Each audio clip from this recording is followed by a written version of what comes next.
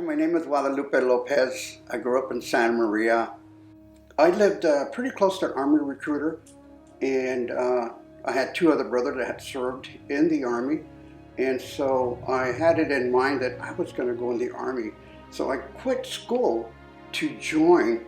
I would have finished high school in 1966, and that was when I first came back from Vietnam on my first tour. I was a machine gunner, what they call an M60 machine gun, with the 82nd Airborne Division, and I did 2 tours in Vietnam. And the 82nd Airborne was an elite division, and so we were on standby. And when the 1968 Tet Offense happened, they shipped the 82nd Airborne back to Vietnam, and I went back. Not that I was wanting to go back. In fact, I didn't want to go back, but I had no choice. I committed myself to the service, and that's where I went.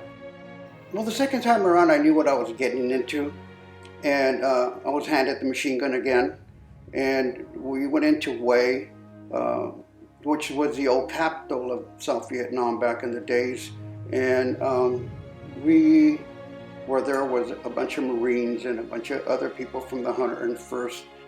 Well, some of the men that I served with were either killed or wounded, and we never got to see them again. They would take them out of the field.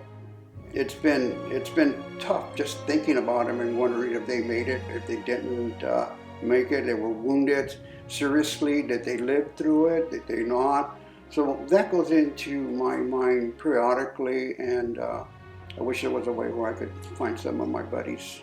We were a very proud American forces there serving our country, and when we came back, we weren't appreciated.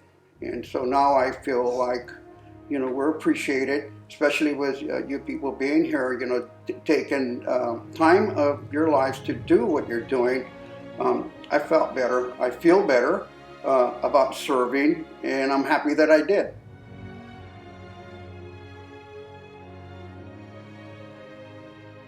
I came back. I went back to the crops, to the harvesting. That's what I did when I was a young man.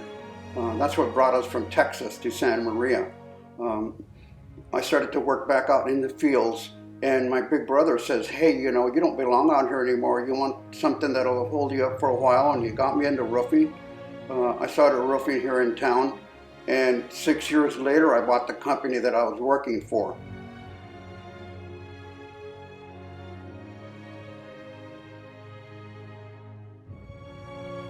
I spoke to a lot of juvenile facilities, but I never really told them that I quit school because I didn't want them to think that he quit school, he's been successful, I'll quit school too.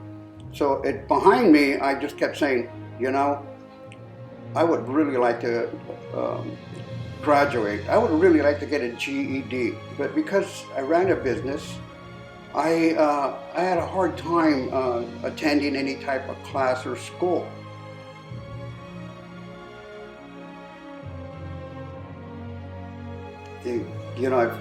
I've talked to people at my church. I've talked to people, friends, neighbors, and they're all in agreement. They smile, they hug me, great, when's the party, when's the graduation? And so I believe that through all that, it's just really actually encouraged me even more.